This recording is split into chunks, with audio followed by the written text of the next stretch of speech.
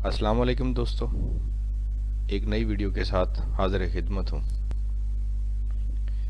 इस दफ़ा हमारा टॉपिक है कि वापडा के बिल्स के ऊपर अक्सर औक़ात रीडिंग की जगह पे खाली जगह छोड़ दी जाती है, रीडिंग नहीं लिखी जाती और उसके साथ ही एक खाने में डिफेक्टिव का कोड लिखा हुआ आ जाता है। मुअज़्ज़िज़ नाज़रीन, जब आपके बिल पर इस तरह लिखा हुआ आ जाए और उस महीने का बिल भी आपकी तवक्को से ज़्यादा आए तो आप ये जान लें कि आपका मीटर वापडा की डिफेक्टिव मीटर्स की लिस्ट में आ गया है। डिफेक्टिव मतलब ख़राब। इसका नुकसान ये होता है कि जब तक आपका नया मीटर तब्दील होकर नहीं आता तब तक आपको अंदाजे की बुनियाद पर बिल भेजा जाएगा। हालांकि वापडा की पॉलिसी के मुताबिक आपको पिछले साल इस महीने जिस महीने का बिल आपको अंदाजे पर भेजा गया है कि बिल की रीडिंग के मुताबिक बिल भेजना था, लेकिन वापडा की तरफ से ऐसा नहीं होता।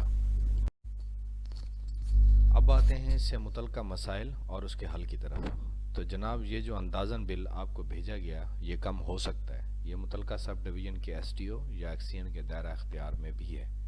अगर वो ये समझे कि सारिफ जिसको ज़्यादा बिल भेजा गया है का लोड इतना नहीं जितना बिल भेजा गया है, तो वो बिल में कमी बेशी कर सकता है।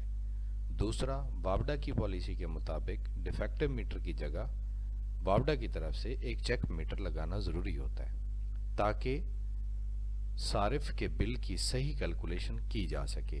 चेक मीटर ना लगने की वजह से भी इजाफी और एक्स्ट्रा बिल के लोड को सारिफ को भुगतना पड़ता है।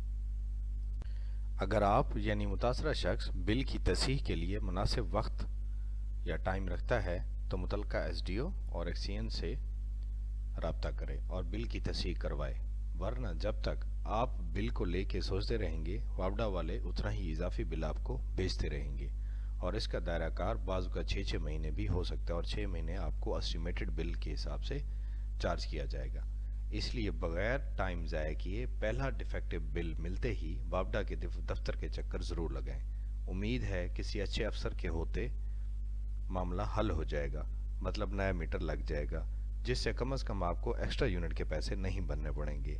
एक बात ज़हन नशीं कर लें कि अगर आपके बिल पर डिफेक्टिव लिखा हुआ आ गया है तो फिर वो तब्दील नहीं हो सकता। आप जितना मर्जी सफाई दें, आपका मीटर डिफेक्टिव ही शुमार किया जाएगा।